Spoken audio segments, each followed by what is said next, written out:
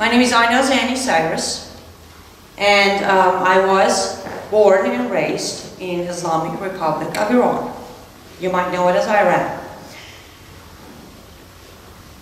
And Islamic Republic of Iran was actually originally Persia, or Persian Empire.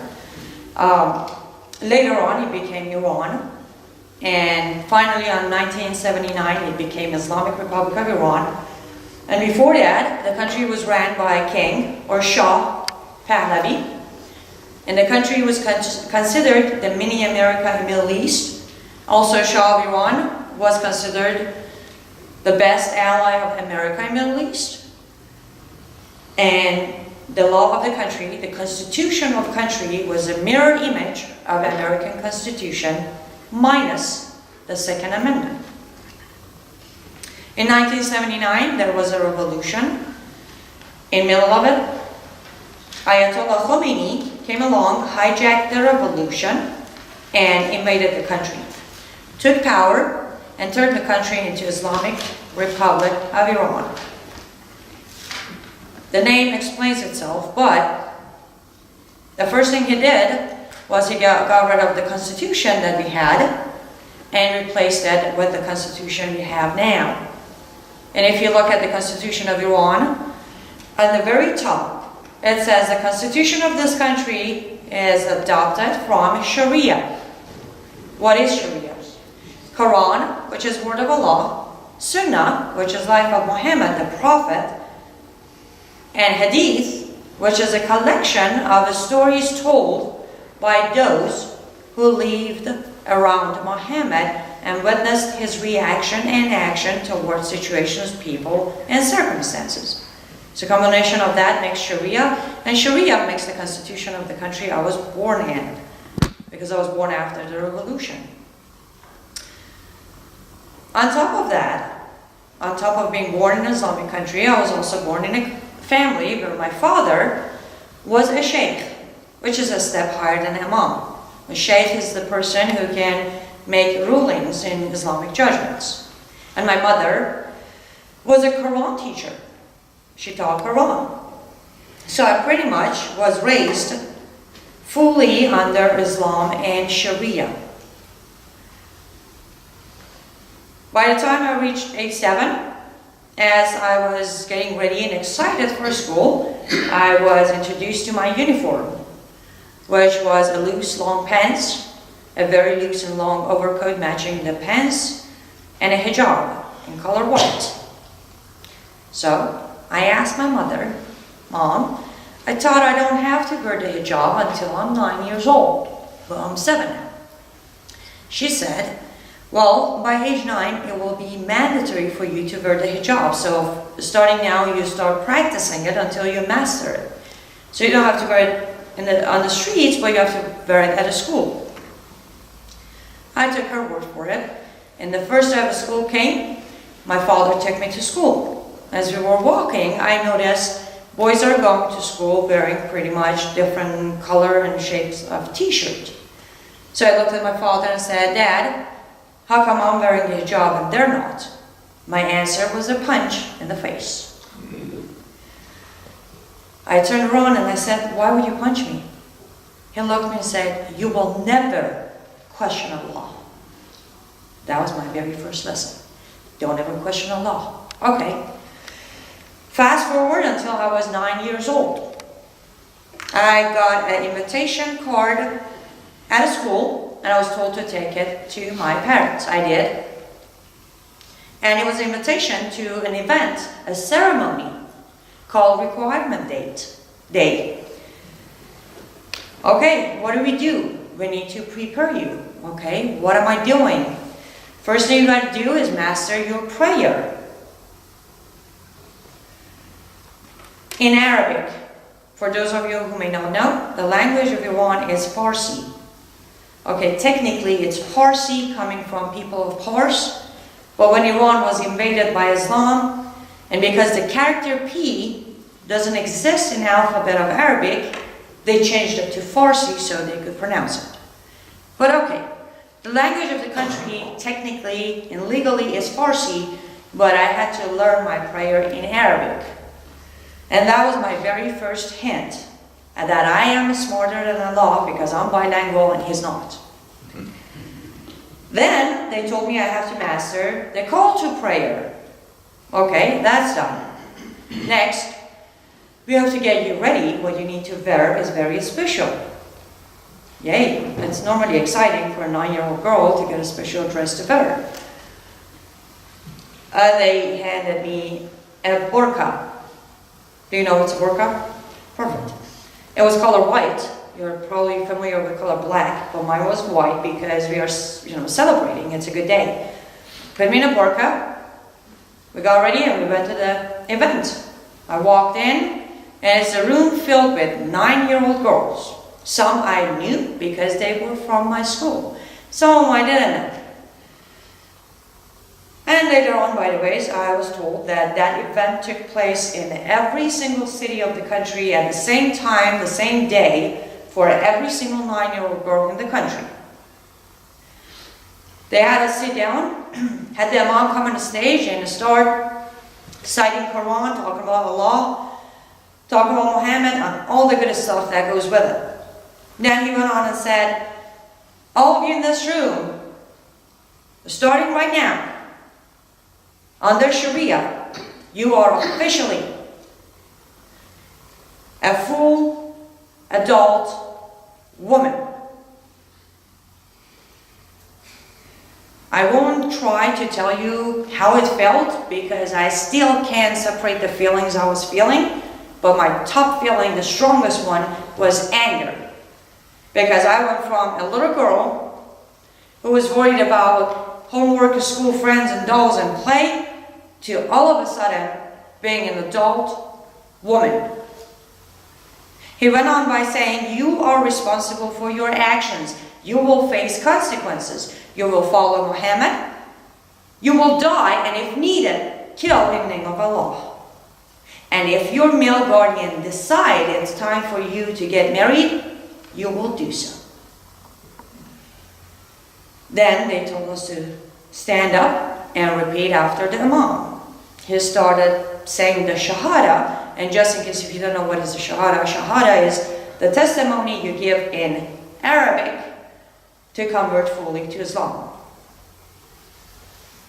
I have been called an ex-Muslim by Islamic organizations, by friends, by allies, by media everywhere, an ex-Muslim. Because I was born and raised in Islamic Republic of Iran, automatically that made me a Muslim. But technically, even under Islam, I'm not ex-Muslim. Because that day I was so pissed off, I didn't repeat after him. So I technically didn't say the Shahada, so I never converted to Islam, so I'm not an ex-Muslim. But I continued to pretend. Because if I would say, hey, I didn't say the Shahada, I'm not going to say the Shahada, I would get myself killed.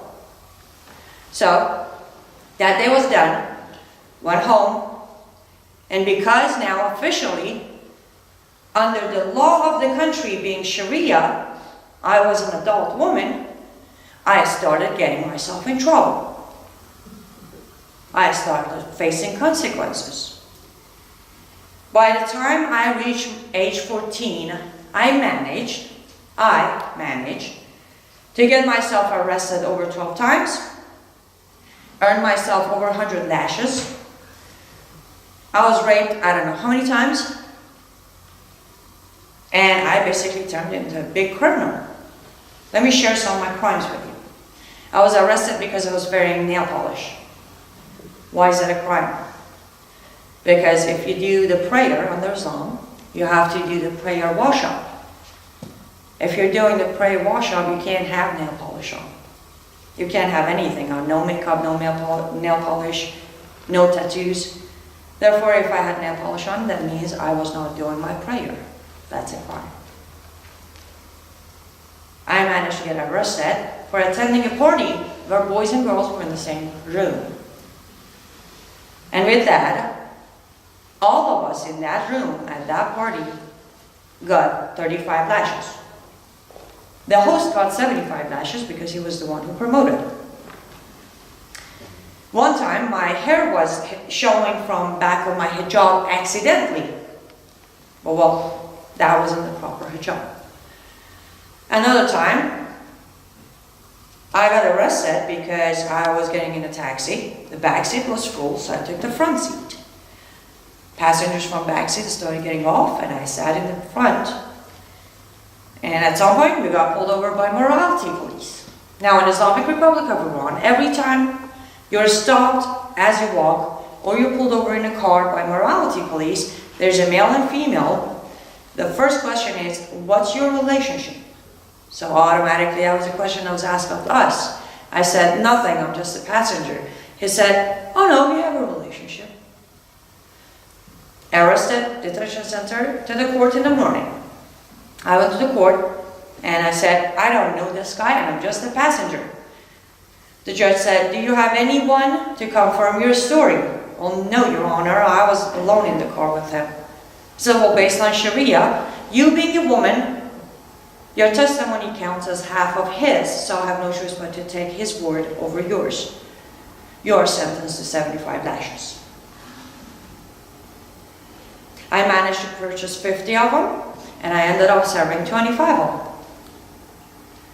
Another time, I was walking home from school with a friend of mine who was also my classmate.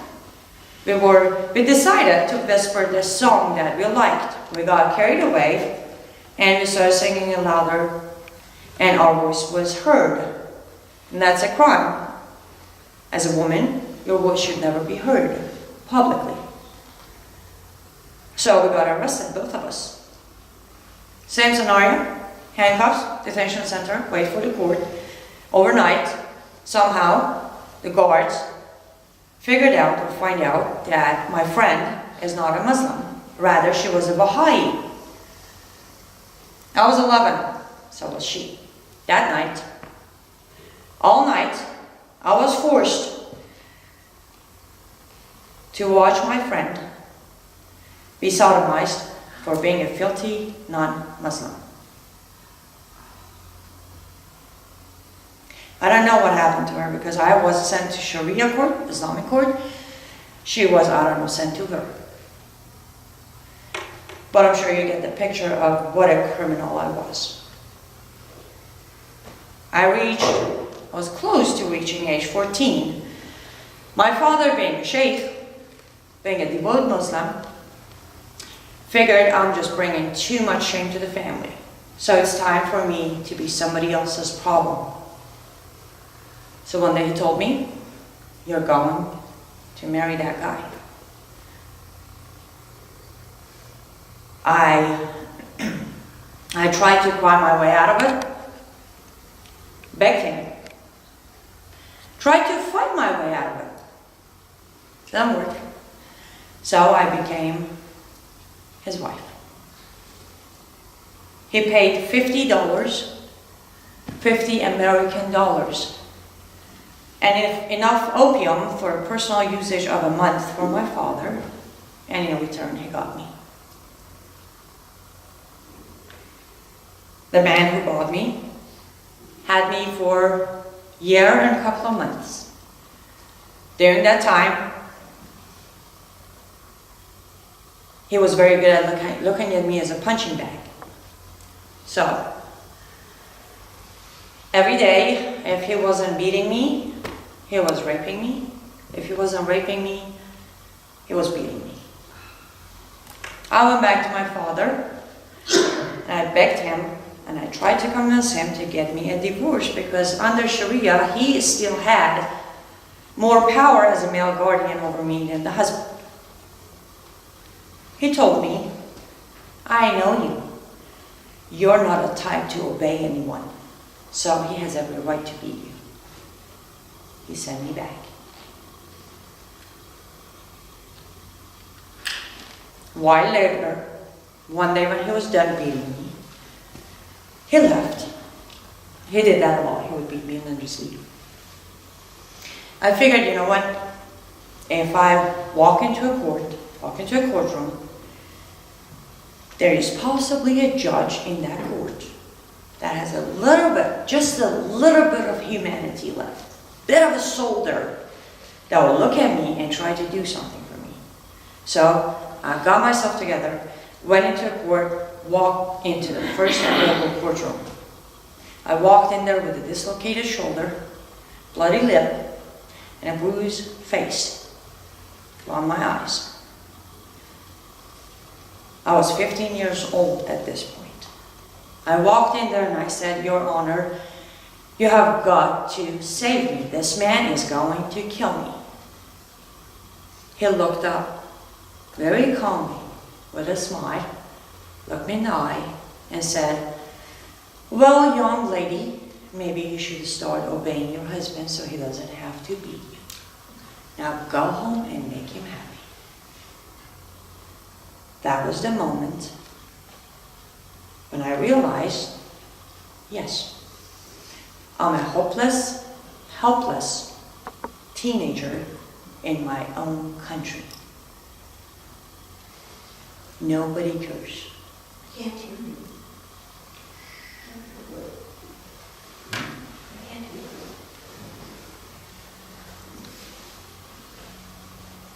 My father's not going to protect me. The husband is the problem. Law is not on my side. Apparently the justice I deserve is go home and make him happy. So here are my choices. Stay. No, I will be killed at some point. Or try and find a way out for the possibility of surviving. Rest in peace, I had a grandmother who was against everything that was going on. Not just with me, but the country.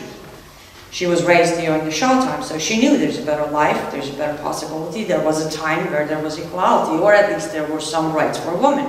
So, she managed to hire a smuggler to get me out of the country, smuggle me to Turkey, where I became a legal immigrant, went on the United Nations, proved my case and my identity. Got approval.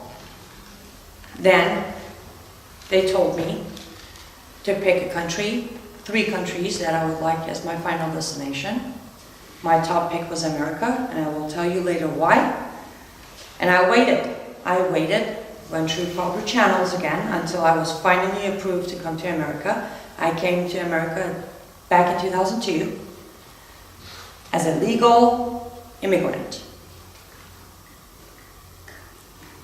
And it is my honor to say, officially starting 2010, I am a legal American citizen.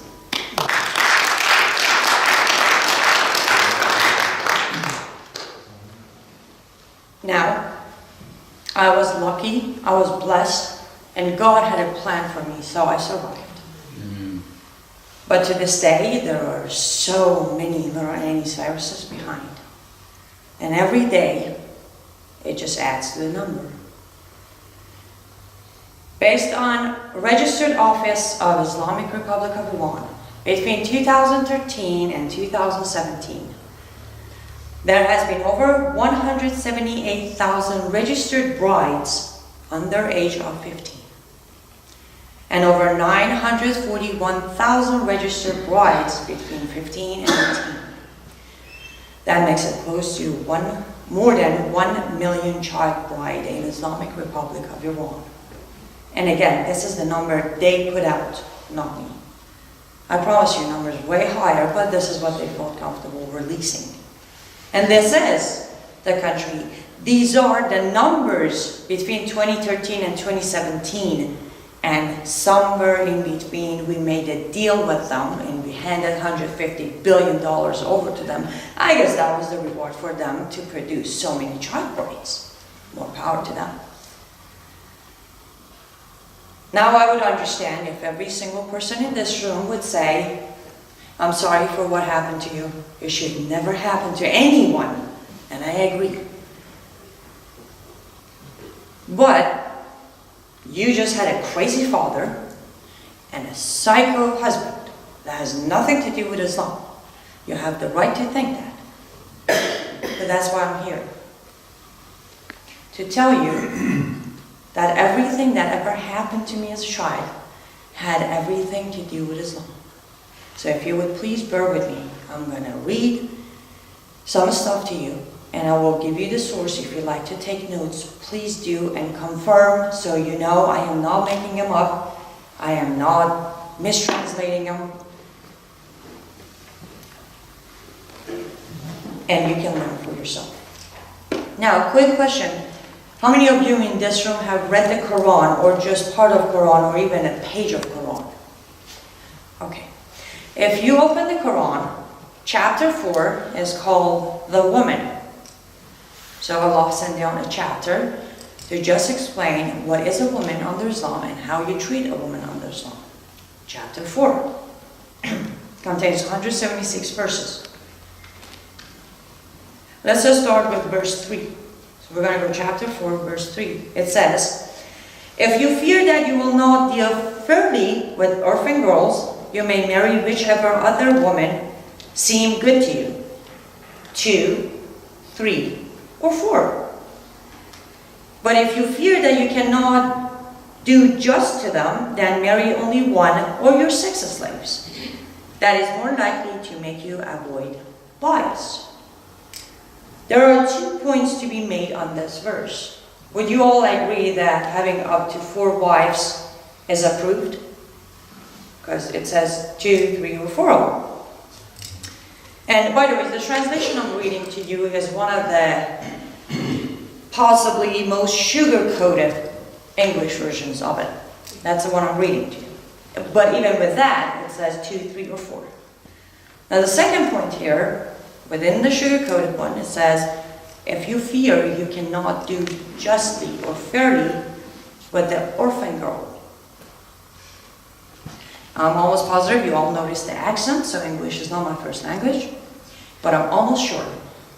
The meaning of orphan girl is an underage girl who has lost her parents. Am I correct? So there you have it. We are talking about an underage girl. Now, what does that mean you can do 30? I won't analyze it, I won't explain it because apparently I'm too hateful. I will let Aisha analyze that for you. Now, who knows who's Aisha here? Okay, let's explain. Who is Aisha? Muhammad, the Prophet of Islam, had 11 wives at the same time. His favorite wife was named Aisha. Aisha was 6 years old when he married her, and she was 9 years old when he consummated the marriage. Now again, please do not take my word for it. Go look at Sahih al-Bukhari. It is a hadith book approved by every single Islamic scholar and imam out there. Sahih al-Bukhari is used at schools, Islamic schools and mosques and preachings and all that to teach Islam. So Sahih al-Bukhari, volume 7, book 62, following hadith are number 62, 64, 65, 67, and 88.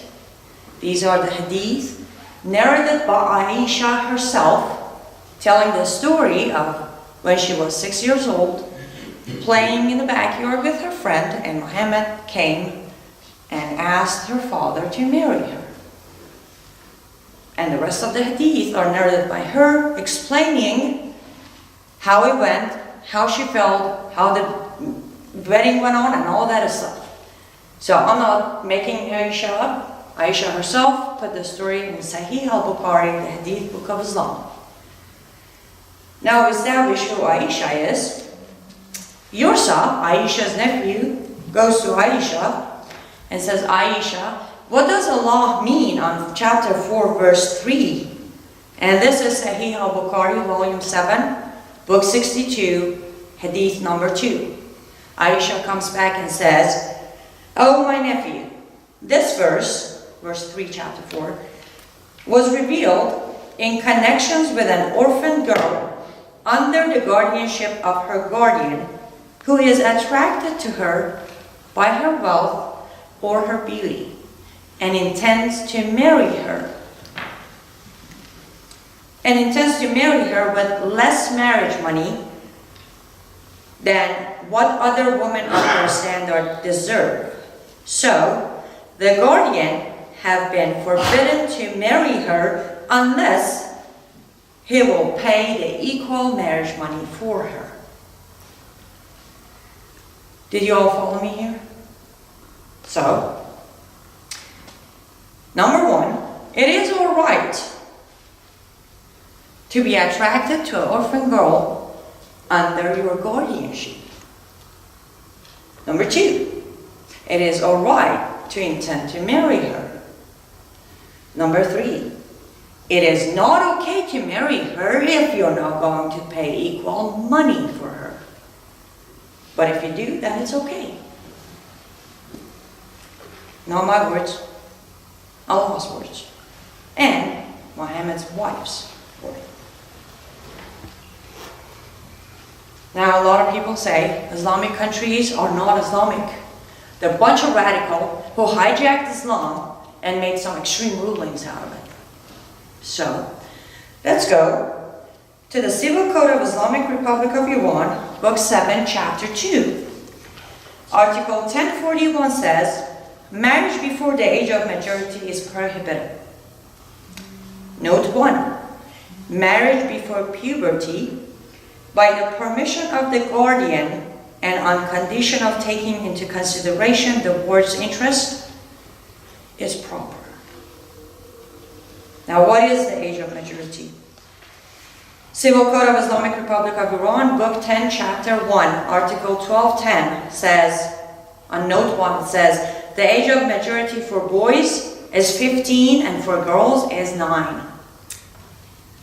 And please, again, all of these are available in English online, issued by Islamic Republic of Iran and no one else. All these information are available if you'd like to confirm what I'm telling you here. So in Quran, it says you can marry an orphan girl. In Hadith, Aisha confirmed the meaning. Civil Code of Islamic Republic of Iran says if you have the male guardian's approval, then you can marry her, the orphan girl. I would say in reality, not only they're not radical, not only they didn't make extreme laws, they actually helped it a little bit. Because in Quran it says just marry the girl. Civil Code of Iran says at least ask the male guardian to do it. So maybe somehow, somewhere, the father would kick in and the male guardian wouldn't give her away. So me becoming the church bride had everything to do with the fact that my father was crazy and there was a psycho man who was willing to purchase me. But if that happened here in America, having that father, he would be in prison and I would be saved. Somehow, magically, if he got away with it, and the man managed to buy me, they would both go to prison and I still would be saved. So on top of the possibility of we have crazy people everywhere, we have sick people everywhere. But when the toolbox is there, when the law of the land, being Sharia, which is supposedly a religion, gives them a free pass to do it, we got a problem. And the problem isn't the crazy father. The problem is the existence of Islamic law system that approves it. Now let's go to where the judge told me my testimony is half of the guy, so I ended up being lashed 25 times. Why did he say that? Quran chapter 4, verse 11 says, your girl deserves half of your boy. She can have half of whatever your boy has. Rights, words, testimony, money, anything. So a woman is considered half of a man because chapter 4 verse 11 says so. Why did the judge look at me and say, maybe you should obey your husband so he doesn't have to beat you? Because chapter 4 verse 34 says, men are in charge of women. If you think, just think, your wife is going to disobey you, warn her, then separate your bed, then beat her until she obeys you again. That's why the judge told me that. Because Quran said it. And I haven't even brought any other Islamic teaching. Let's just stay with Quran by itself. And again, everything I'm saying here comes from the sugar-coated translations. Everything that happened to me had everything to do with Islam. Did I at some point blame my father? Yes. Did I blame my so-called husband? Yes. Did I blame the judge and the family and friends and the entire country? Yes. But the more I studied, and the more I studied, I realized there's just one thing to blame, and that is Islam by itself. Problems Islam. Why? The Holy Book of Islam, Quran, contains 51%, not 48, 47, more than half, which makes the majority of the book, to tell Muslims how to deal with non-Muslims. Now, how do they deal with non-Muslims? If they're not big enough in numbers, they give the non-Muslim the opportunity to become a second-class citizen, pay the protection fee, and stay alive. The protection fee is 50% of your income, on top of your regular taxes. Then when they grow enough in numbers, the choice changes. Convert or die. 51% of Quran. Then, in Quran, as I gave you the verse, now if you want to confirm that verse, you can also go to chapter 65, called Divorce. That chapter is about how you divorce your wife, which is a pretty simple process. A Muslim man wants to divorce his wife. All he needs to do is repeat 3 times in Arabic, I'll divorce you, I'll divorce you, I'll divorce you, and divorce is done. But he needs to keep the wife for a period of time called Udda, just in case if he should change his mind and would like to take her back. In Quran, chapter 65 says, count 3 periods of hers. But if your wife has not reached puberty, mark 90 days on your calendar. I'm pretty sure in order to divorce a child, you should have married her first. So that's your other proof that child bride is okay in Quran. Now again, if you read the Quran, any verse that refers to a girl, little girl being a bride, there is no limit on age. It doesn't say what age. However, every Islamic country, every Islamic society goes by age 9. Reason for that. There are 91 verses in Quran that tells Muslim people that Muhammad is the perfect example of a man, and you shall follow his footsteps. And the most famous one is chapter 33, verse 21. So 90 times in Quran, Allah says Muhammad is a perfect example of a man, and you should follow him. Again, what did Muhammad do? Married Aisha at age 6, consummated marriage at 9. That's why age 9 is in Islam the age of marriage for girls. That's why at 9 I was called a woman. So were the rest of the country 9-year-olds.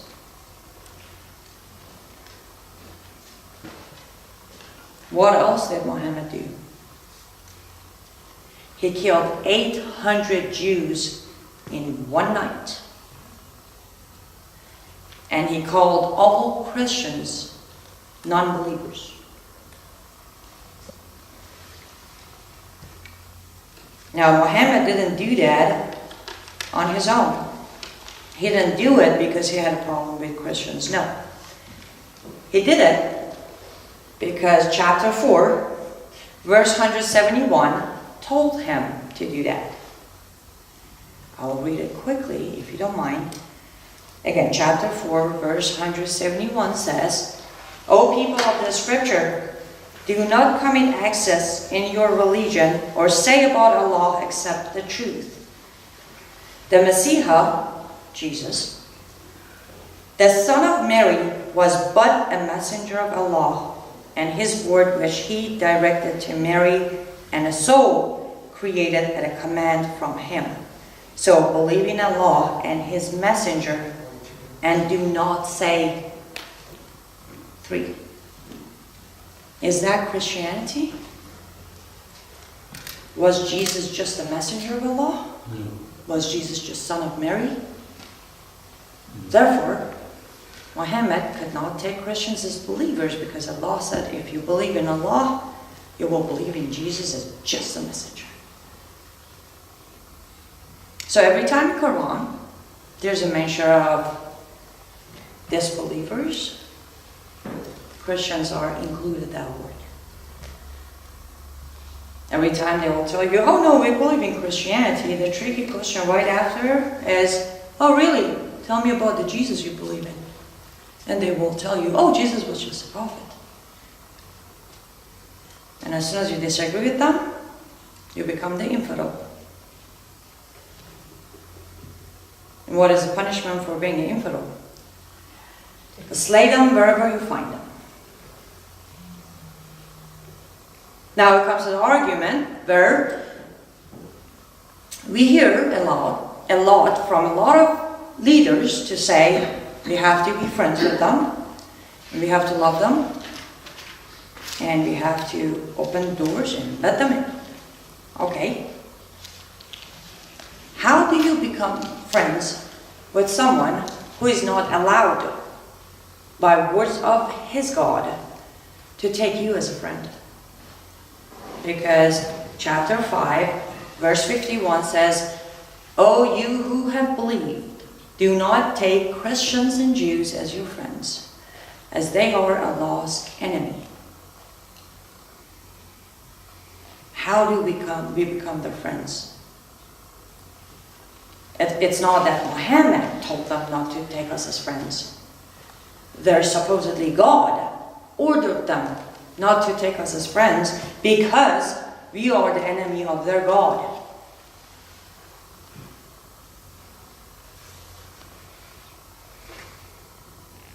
There are over 181 verses in Quran, 181, that explains what are allowed to be done to non-Muslims. And every single one is worse than the other one.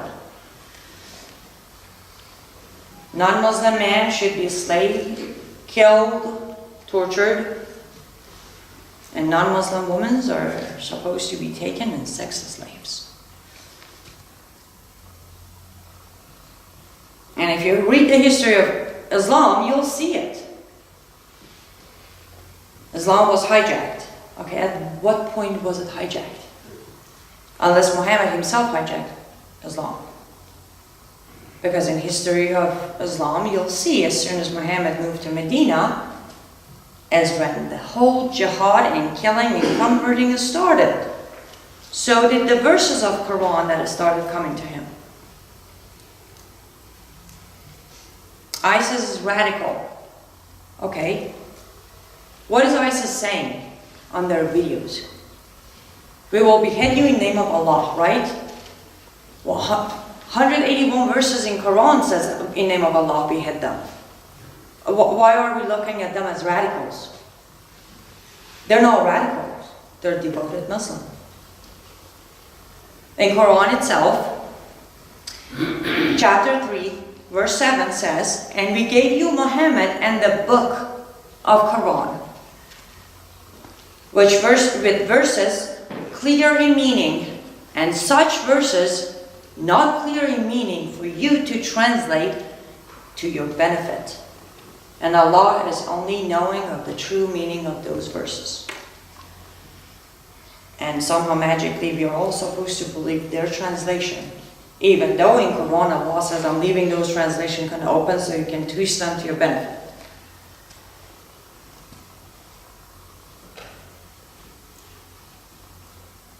Or, fair question is, okay, if no one except Allah knows the meaning behind these verses, then in reality, nobody knows the true Islam. So we should all stop it until somebody figures it out. Then they're more than welcome to come back and reintroduce it to human society. At the moment, apparently Allah is the only one who knows what a verse means. So everybody's getting it wrong. And somehow magically everyone who's getting it wrong end up killing non-Muslims. They all get it wrong in a very common way. Now let's talk about Muslim community inside America. Did you hear about the recent clinic that was shut down because the doctor was performing female genital mutilation? I'm pretty sure it was Minnesota. So female genital mutilation is already happening. I'm sure you've heard of all the honor killings going on, right? Which, by the way, you haven't heard of all, because if you look it up, you'll see that in average, every year, 2,400 honor killings are taking place in America. But the only reason we don't know about all of them is because they are going on being reported as just a normal murder. They're not labeling it. They're not calling it honor killing because that would be offensive to the Muslim community. Child bride is taking place in America. You just don't know about it because Sharia is superior to all law of land. In order to be married under Islam, all you need is an imam and a mosque, and a bride, and a groom. So they are doing it, they just don't need to register it with our system. So we don't know what's happening. So Islam is right here. It is right here. Now, just keep in mind, as Dr. Bill Warner always says, Islam makes Muslims. Muslims don't make Islam. So instead of focusing so much on dealing or fighting or fixing Muslims, we're going to shift our focus to Islam. Islam is the problem. Now, how do we fix that problem? Sharia was actually banned in America at some point, because Sharia isn't the religious part. Sharia is the legal system of Islam.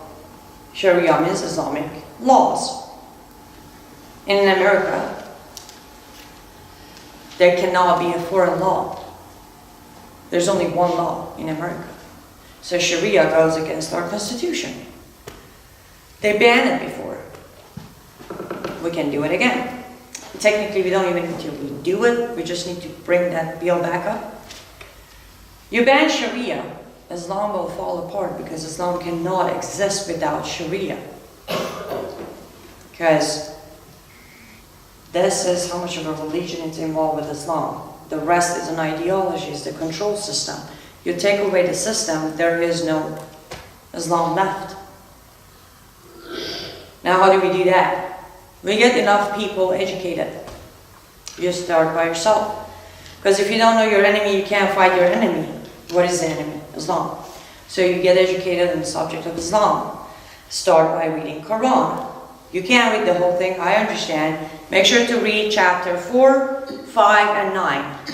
By the time you're done with those 3 chapters, you're good to go. You know all you need to know to understand why Islam should not be in this country. In my point of view, it shouldn't exist at all. But at least for now in this country. When you're educated enough, then you get involved, meaning you get out there and you start educating those who are not educated.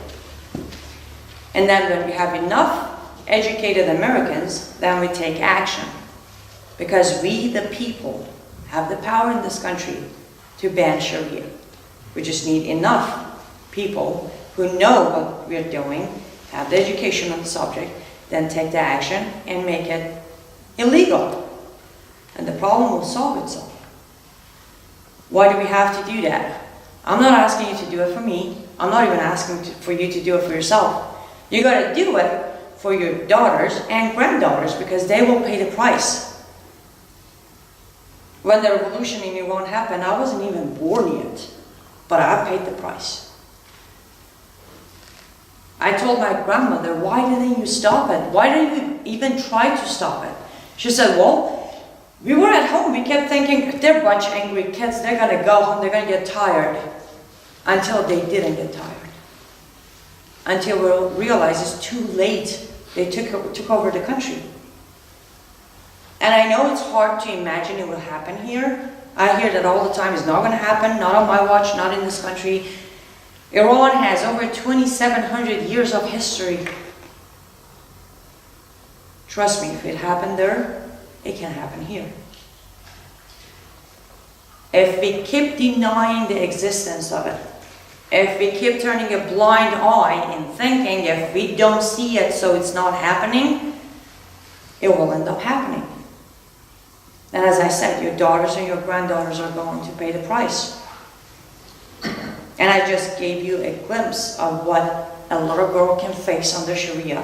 And I gave you the evidence from Quran itself that it had nothing to do with radical leaders of my country or a crazy father. It had everything to do with the teaching of Islam. And here's another reason to do it. I personally do it for this reason. I've had a second chance at life and freedom because of America. She saved me. She has saved millions. It's time for us to save her because she is very well worth saving. And if we save her, then she can keep saving people like me over and over and over again. With that being said, thank you so much. God bless you and God bless America.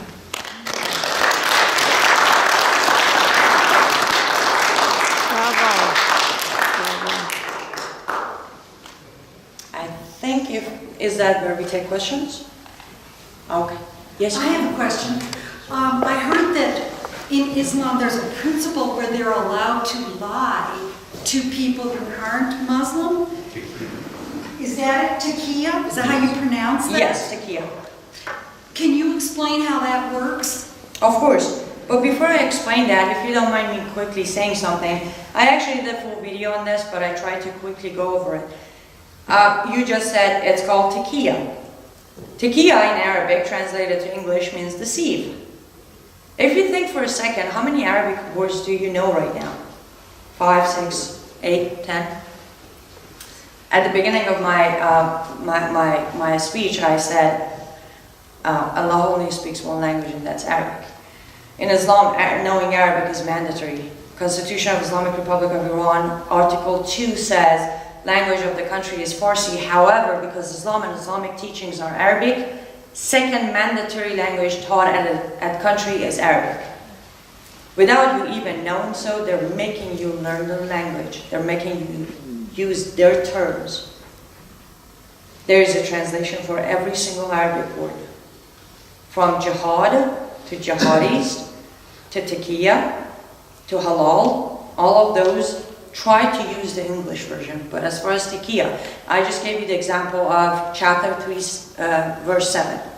That's right there, taqiyya. Yes, Muslims are allowed to lie under 3 circumstances. 1, their life is in danger, and if they admit they're Muslim, they will be killed. They are allowed to even go as far as saying, I'm not a Muslim. If their Muslim brother's life, not the sister, Muslim brother's life is in danger, they're allowed to lie. And the third reason is, if they are helping furthering the agenda of Islamization, they are allowed to lie about anything in Islam. But here's where you can catch them. They are never allowed to disrespect Muhammad or deny Allah. They can lie about everything else, including the meanings of verses in Quran or how the rules and regulation works, to all the way telling you, I don't follow Sharia. Yes, ma'am. Yes, sir. Annie, I have a series of questions. I don't want you to feel like offended or anything, but do you believe the devil exists? Satan exists? Of course I do. Okay, is there a chance that the Allah that they're praying to, that Muhammad had conversations from, was talking to Satan and not the same God as the Christian God, concept of God that we have? Muhammad was definitely not talking to our God. No. But the Allah, from knowing so much about Muhammad and Quran and verses of Quran, I think Allah was an imaginary friend of Muhammad. My reason for that is, if you read the Quran, and if you have it in the proper order that it was revealed to Muhammad, you'll see that there are 2 situations. It's either Allah is completely bipolar because he can't make up his mind, or Muhammad kept changing the words of Allah to fit the narrative to his benefit. One day Christians were fine, then they're not fine, and then they become kafirs or non-believers. Same thing with Jews. And one day the adultery punishment should be 100 lashes, another day should be stoning. So to my understanding, it just doesn't fit there. Muhammad made up this law. And considering not a single verse was ever revealed to him, while someone else around, he definitely made him up. Yeah, it's like Usama Dakdak said that 36% of the Quran is completely incomprehensible because of those deviations that you just pointed out. And to me, that's justification right there, where he's not talking to the same God. Oh, absolutely, he's not. And the other thing is that there's a lot of names for God, right? The Jews have a lot of different names. Allah to my knowledge, Allah is not written in the Old Testament. And to me, that's another justification that this is a made-up character that is about death. Yes. You know, and from my understanding, with Satan, Lucifer falling from heaven, falling here as a spirit, he is the prince or the god of this world. And it's our job to find our way back to the Father in heaven. And this is why we see the decay, right? The men's behaviors, both in Christians and whatever religion, you know, is because we have to fight hard to get back to the presence of our Father. But I'm curious to hear from you, what can we do? Because when you look at the books that these, you know, sophisticated Muslim people are writing, they're using the strategies of deception, blending in and wrapping it with truth. The only book that I've read, the Quran, and to be honest with you, I have a hard time just having one in my house. I don't know why, but the only book that I can have is Usama Dakdak's, okay? I don't know if you know this, but he sent out 4,500 PDF versions of his book across the United States to pretty much every government official who had some authority. He didn't get one response back, Yes. right? But I feel like the reason is because it's the truth. What he says in there and how his interpretation is helps me understand chapters 4 and 6 and 9 and, you know, those key things, right? But what are your thoughts about that particular version of the Quran? You mean Usama's version? Usama's, It is absolutely properly translated. okay. The only reason I don't normally suggest that for someone who has never read the Quran is that what Usama did is he tried not to touch it at all and just literally translate it. Now, if you read the Quran in Arabic, if you could read Arabic and you would read it, you would kind of feel like probably an 8 or 9-year-old person wrote it. It is in broken grammar. So taking it from that broken grammar and not touching it kind of put it into a broken grammar of English in translation. So it makes it even harder to understand. You get the key words, but the whole thing, the whole story is just not lining up. So that's why I normally suggest people read a more sugar-coated, smooth English version, then go and compare notes with Usama's version. Because as I said, trust me, doesn't matter how sugar-coated it is, Right. as I read one for you, I mean, it's still saying have 4 wives. Yeah. It will still say your daughter's worth half of your son. Those are things, the basics are not changing. You will still get the message, you will still understand how inhuman this book is. So I normally suggest my suggestion is Sahih International, which is basically the most simplest, proper English there is. And the ones I was reading to you all come from Sahih International. That's a version I suggest. What version was it? Sahih, S-A-H-I-H, International. Sahih International. That's the one that I suggest because it's very easy to understand the meaning. Again, the reason Quran is hard to read is because it wasn't written in proper Arabic. I mean, the person who wrote it barely could speak or write or read. And because they didn't want to touch it, they didn't fix it. So even in Arabic, when you read it, it kind of just doesn't make sense. It's very broken. So what are you doing as far as approaching individuals of influence and power in government to impact them, to get them to understand this? Is that a bad question? Or? No, not at all. I'm just thinking, I wish I had an easy answer to that question. Yeah. What am I doing? I'm trying. Yeah, I know you're trying. I'm not But suggesting. honestly, I mean, for about 8 years, there was not even a chance of trying because all doors were just sealed. Okay. And recently, I'm trying, but again, there is so much of a mess to clean up that this mess is at the very bottom of the list. So I have been reaching out to locals. Basically, that's where I want to start. Instead of going all the way to the, bigger, powerful people, I'm starting with, local level. And I haven't had much luck yet. But I do know, some people are kind of sort of starting to at least call it what it is. Through just, emailing my videos to them, or if I have a piece that I've written, I send it out to them. That's basically where I'm going with it at the moment. Okay. But I understand how important it is for us to get those in the government to do something about it, but I still believe we the people is the key to this problem. So I'm focusing more on these kind of meetings where I can talk to my fellow Americans and tell them what's going on. May I ask, where, without telling what you don't want to tell, where do you live and how do you get your message out? Well, I pretty much move around. I don't have a specific location, thanks to 10 fatwas on me. Okay. And how do I get my message out? Anyone who invites me, I show up. Do you have a Facebook or anything? I have a Facebook, I have a website, liveuptofreedom.com. Most of my information is in there. Okay. And basically, honestly, if you Google my name, everything will come right up. Okay. But interesting enough, if you Google my name, the first result is the press release CARE put out against me. Okay. So that's how we can find out more about you. Exactly. Okay. Yes, sir? What do you think is happening in the mosque in St. Cloud?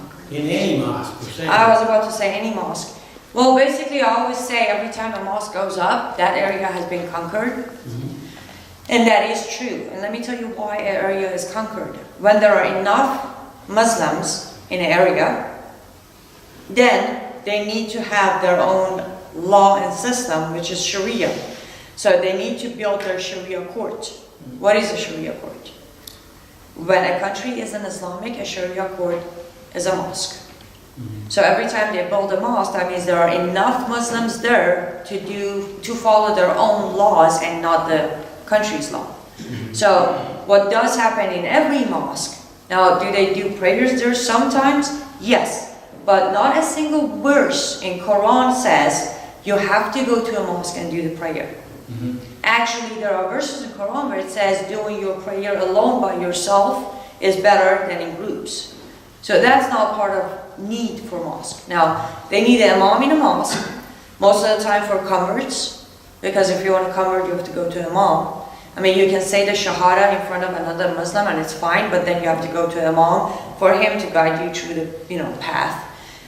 Secondly, the only person who can locally call out a jihad is an imam. And random Muslim doesn't have the right to call out a jihad. An imam needs to issue the jihad.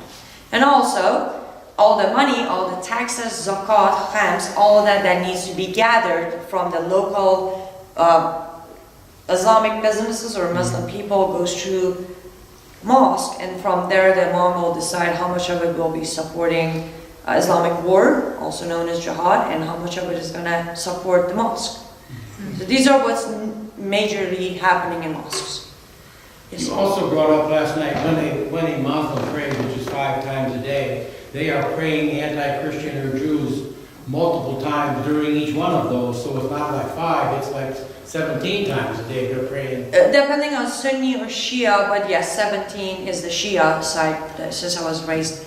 17, okay, they have 5 prayers a day, but total of the terms they do the prayer is 17. And during each one, they will do the first surah or chapter of the Quran, where verse 6 and 7 says, Allah, guide us to the right path and not the path of people who angered you and deserve your curse. Referring to Christians and Jews. Yes, they do say that 17 times a day. I was told that the group in St. Cloud are primarily Sunni, and they practice differently than the Shia. I would believe, yes, they would be mainly Sunnis. And the reason is, in general, the only country that is 100% Shia is Islamic Republic of Iran. Rest are Sunni, majority.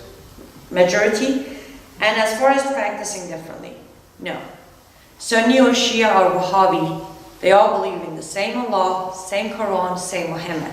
From there on, some things are different. For example, Shia stand differently, do the prayer, and Sunnis stand differently.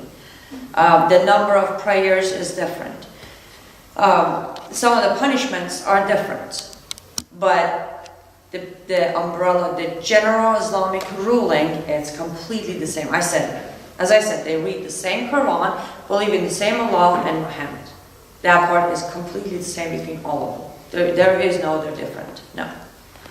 Yeah, I love what you said about the focus has to be the dismantling of Islam. Yes, Right. because here's the thing, I actually have had, and I will share this with you because I've been sharing it with everyone, I was able to talk very easily without preaching anything. I have had success to have 3 Muslims leave Islam and convert. And here's how I do it. I don't go to them and preach love. I don't go to them introducing Jesus to them. No. I'll go to them, I hand them a Quran, and I ask them to read their own Quran. By the time they're done, they're done. Good for you. Because the only, you see, here's the thing. When do you see the light? When you're in complete darkness. The only way to get them to reach that darkness is to have them read their own book. Over 75% of Muslims never read the entire Quran. They just don't. They know the pieces that were taught to them or preached to them by their imams, or what they use for their prayer. Have them read the Quran, and I promise you, you'll save them. Simple. So there's an issue about that, right? Because, for instance, the church that I go to, we have missionaries all over the world. Our missionaries will not go into those areas, and in fact, in St. Cloud, they won't go into those areas and preach. Obviously, they're not using the Quran, but the reason they won't go in there is because of the honor killing or the potential death or the harm that could come to that individual. So our church has basically given up focusing on those areas, which I think is not right. Right? That's why I'm sitting here today. I want to try to figure out a way to contribute to help these people that are in the darkness. But my fear is that true? I mean, if they can rape, if they can rape people that are Muslim, they can sure as kill them, And so it's happening here in St. Cloud, right? It's got to be. Well, as I said, here's the thing. There are good and bad everywhere. All right? Rape happens everywhere. Right. But how it's dealt with or how it's taught and how it comes to happen is the issue. And that's why I go back to Islam is the problem. I mean, yes, we do have rapists out there, but literally the only rapist who would rape and then stand with a straight face and say, I did it because I had the right to do it because I'm a Muslim and you're not, comes from Islam. Yeah. So again, it goes back to, instead of, at the moment, we can't focus on saving Muslims. We are, but the focus is by getting rid of Islam. Take away Islam, because at the end of the day, the #1 victims of Islam are Muslims themselves. They are the ones who are being oppressed and tortured daily. The very first thing under Islam that happens is they take away your soul. They teach you to be heartless, to be hateful. And again, I'm not saying that because I had a couple of bad experiences. No, I say that because I read the Quran over 40 times. So the only way we help them stop the oppression and suffering of them is to get rid of what's causing it. So again, we just need to focus on stopping Islam. And then, no, if there are people who still want to be a Muslim and still be oppressed, then basically because it's illegal to be in our country, then we wish them luck, we will pray for them, and we send them back to their countries to continue being oppressed. But not here, not in this land. Just doesn't work.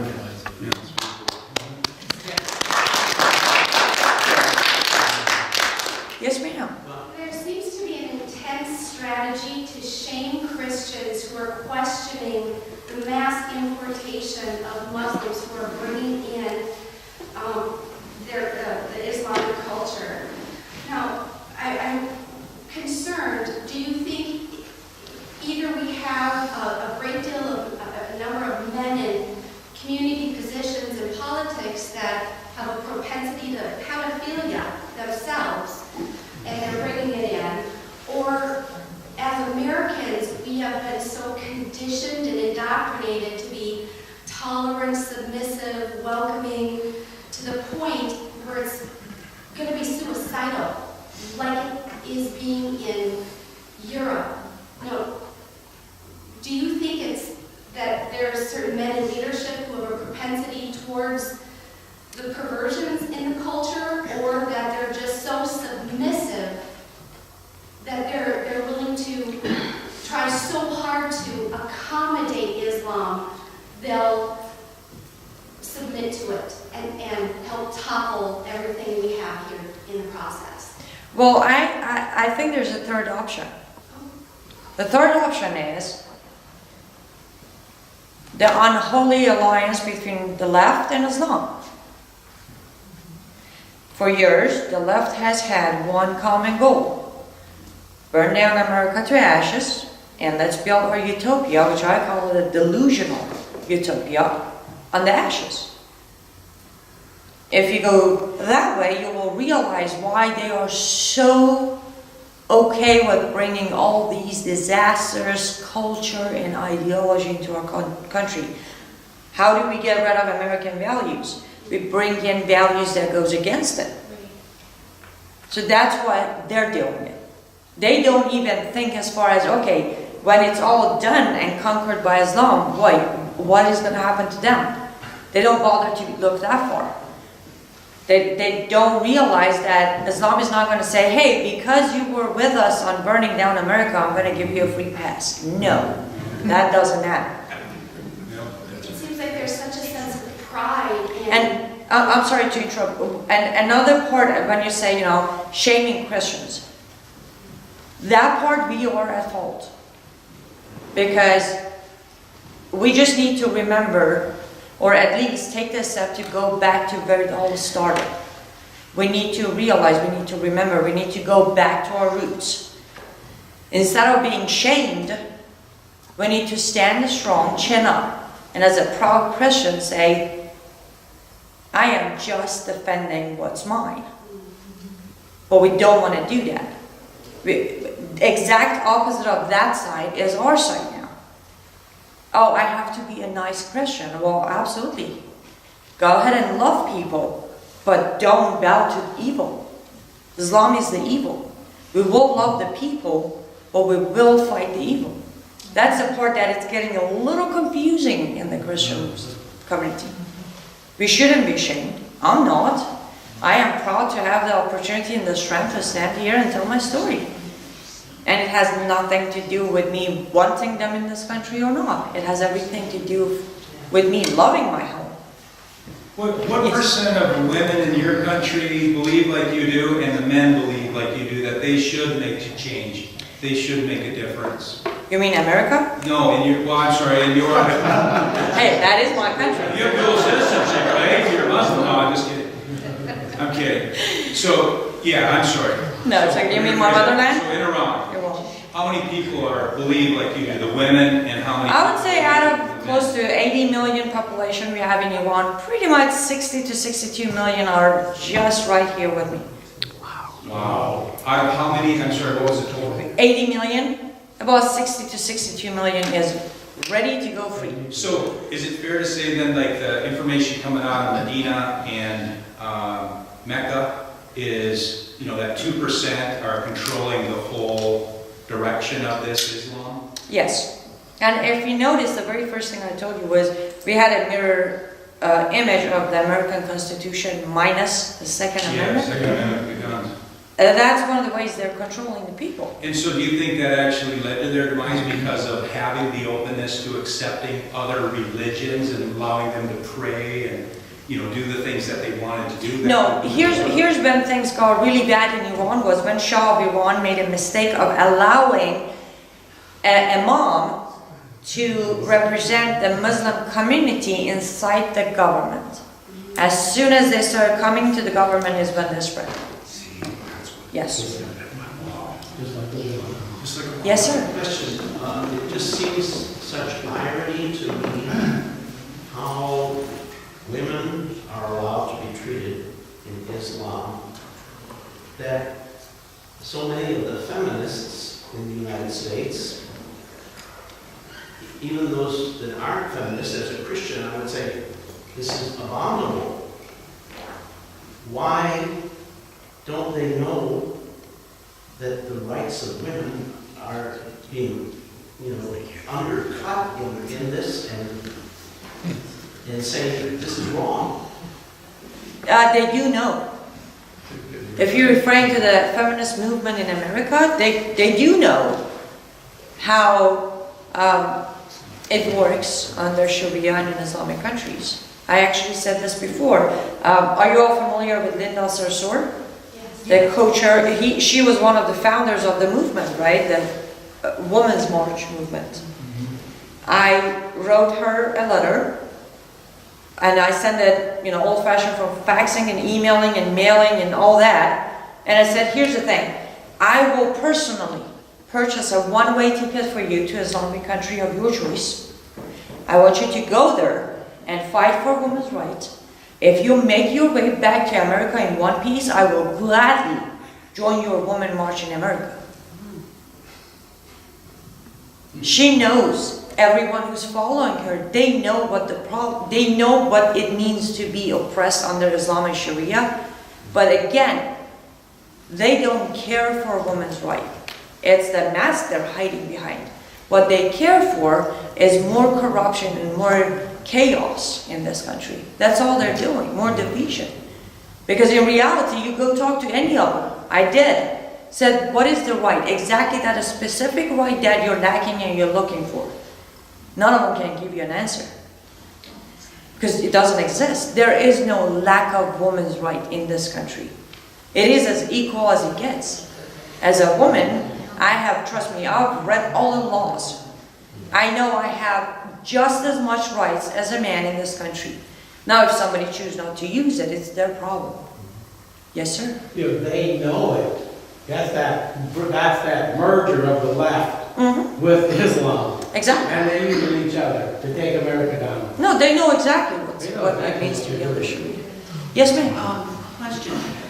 In St. Cloud, You don't want me in asking our questions? junior high and high school, the public school district allows the Muslim children time to say their prayers during the school day. Yes. So when you were talking about prayers before, if they're saying the same prayers, are they praying against the Christians and the Jews? Yes. Their fellow classmates? Yes. And they're led to pray during the school day? Yes. Yes, they're standing in that prayer room during that time and asking Allah to guide them to the right path and not the path of Christians and Jews. Yes, that is what they're doing. When the kids have their sex education in the grade schools and stuff, is any of that getting back home to them? Is it still happening? I mean, here in America, as bad as it was for you over in Iran? I'm so sorry, will you repeat that for me? When they're getting what? The sex education that the kids get in the local schools, the young girls, are they being dominated here as bad as they would have been over in Iran? To be honest, I wouldn't know that. Because first of all, in Iran, there is no such education. There are no classes like Well, that. I know that they do here. I know, They do. but that's why I'm like, I can't, because in Islamic countries, there is no such classes. They don't exist. And in a way, as I said, when by age 9 you're an adult and ready to get married, they pretty much throw you out there. There is no educating you on the subject. So the girls here probably get one idea when they're in their classes with their teachers, and then they go home and they hear something else from their parents. Pretty much. But no, it's very much with the Friday classes and at-home schooling and teaching the Islamic aspect, they make sure it doesn't get out of control. They make sure of that. On a business level, we live on the east side, and there's a couple of storefronts. They always have open on their signs.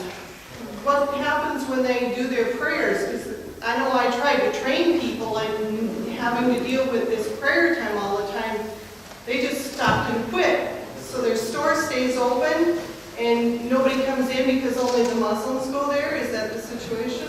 Everybody prays at the same time? Are you talking about in this country or Islamic countries? Here in town, on the east side. Well, here's the thing. In general, because the punishment for stealing anything is to lose your right arm and left leg, actually, in any Islamic country you go to, when it's prayer time, nobody locks any doors. They just leave the business and go do the prayer, because no one would risk losing an arm and a leg to go steal a candy or a cookie.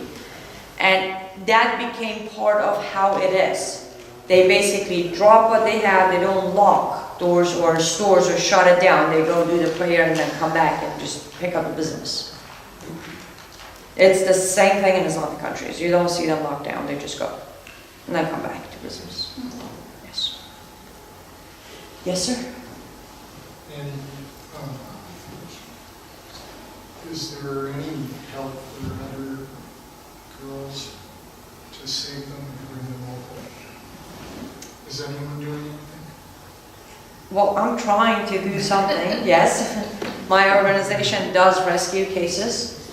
In last 11 years, we managed to rescue 18 people. That includes child bride, women who were oppressed, political prisoners who were in prison because they either stood up and spoke against Islam or they were Christians. But unfortunately, there is no hope to do it in a big number for two reasons. One, the immigration system right now is just not back to normal. So the legit, real immigrants are held back in Turkey and secondary countries as the doors are open for other ones to just come in. And the second reason for it, it's become more and more expensive to do operation like that. And also, we have missionaries in Middle East, but because they're Christian, what happened is that these women and girls are scared to go to them because they could be killed for working or requesting help from Christians.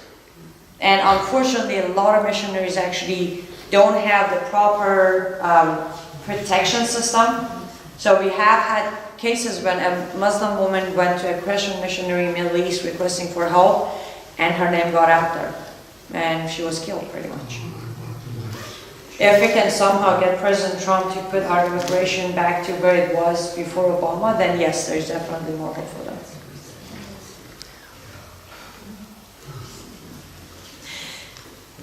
Any other questions? Yes, How sir. are your feelings towards your parents right now? I'm sorry? How are your feelings towards your parents right now? As of this moment I'm standing here, or in general life? I'm kidding. In general, maybe, as you stand there. I would hate it myself. No. As I said, at some point I did blame them. With my mother, she had her own share of suffering under Sharia.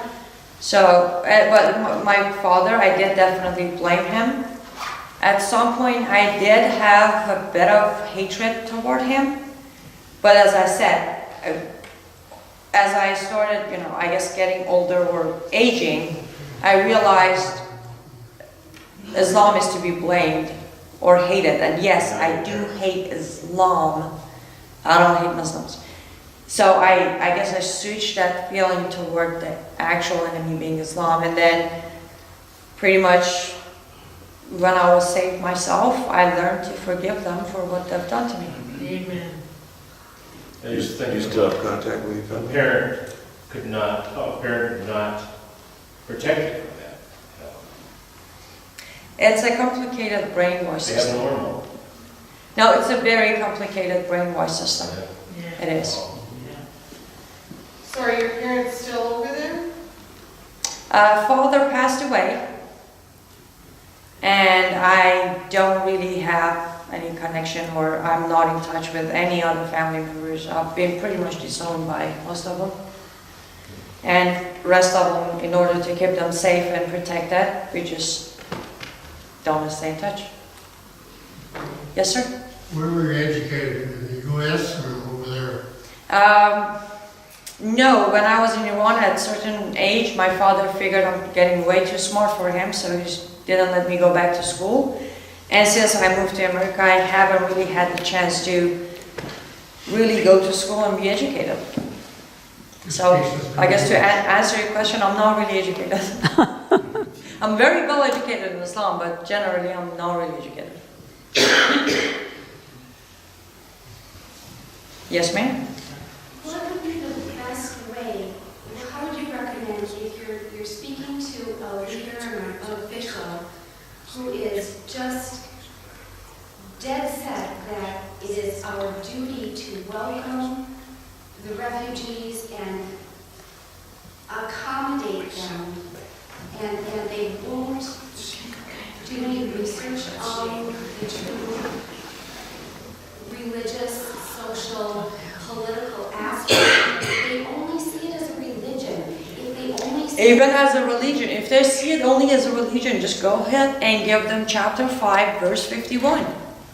Oh, you who have believed, do not take Christians and Jews as your friends, that they are Allah's enemy.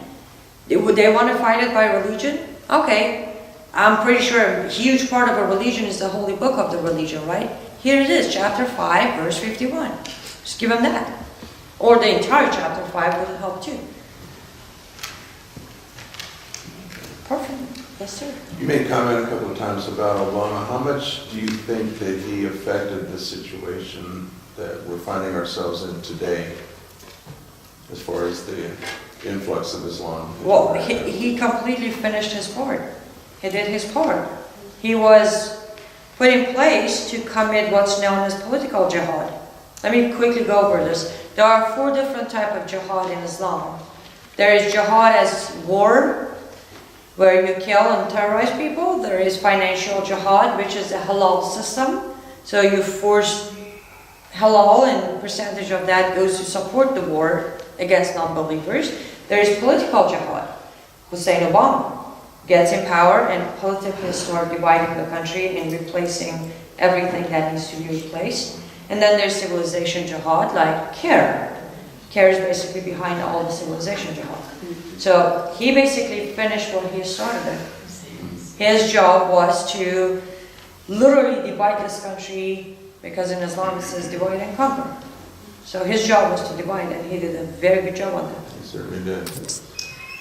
And how would we counter the logical argument, the logical American argument, that a percentage of a population, we'll say, would be entitled to be represented properly? So in other words, since I'm pretty active politically too, and I can see the argument coming up, and I need to know how to, a good way to be able to counter that, because if say St. Cloud is 10% Muslim, you would think that they would have, 1 seat on the city council, for instance. But I see that as the camel's nose under the tent. And pretty Well, soon here's that how you will counter the camels that. in there. Again, you take it back to our Constitution. There can be a foreign law involved in this country, correct? What you're saying about Sharia, but what about just a person running for a position on our existing city council? Exactly. What does he practice? That person, what does he practice? Well, so there's Sharia. There you go. Someone who is following a foreign law cannot represent our laws. But I think the argument would be that they're not bringing Sharia in with them. They are wanting to be part of our political system. And that would be part of being an Okay, American. what's the proof on that? Because I can prove they are bringing Sharia. Can they counter my proof? That's what I'm asking, is what proof can we have? Oh, between Quran, Hadith, Sunnah, and reliance of the traveler, you have hundreds and hundreds of pages that a person who will stand up representing himself as a Muslim has no choice but to obey Sharia. no choice but to obey Sharia. In order to represent yourself, especially a man, to represent yourself as a practicing Muslim, especially in a foreign land, you have to follow Sharia. There is no way around it. What chapter and verse is that? I have to bring my Quran, but it's mentioned on chapter 9, Okay. chapter 3, Okay. I believe chapter 4, verses 168 or 158. They should be there. Also on reliance of the traveler, if you look at the chapter of devotion, in there it also mentions. So these are... It's not easier if we have something written that says, okay, this is what it Here's your says. best bet. Go on jihadwatch.org, Okay. Robert Spencer. Yeah. Search the word not obligation. Drawing a blank here for you. I'm sorry. Covenant? No. It's it means when you are. It's mandatory for you to do something. Obligations. No, it's not. Requirements of devotion to Islam. Okay. He has a long page with all the verses, hadith, even sunnah in there. Robert Spencer put a huge article with all the verse numbers. Go to Jihad Watch and you'll find it there. Absolutely. If you all allow me, I will say good night to you all. Thank you so much and stay safe. And if you would, please keep me in your prayers. Thank you. Thank you.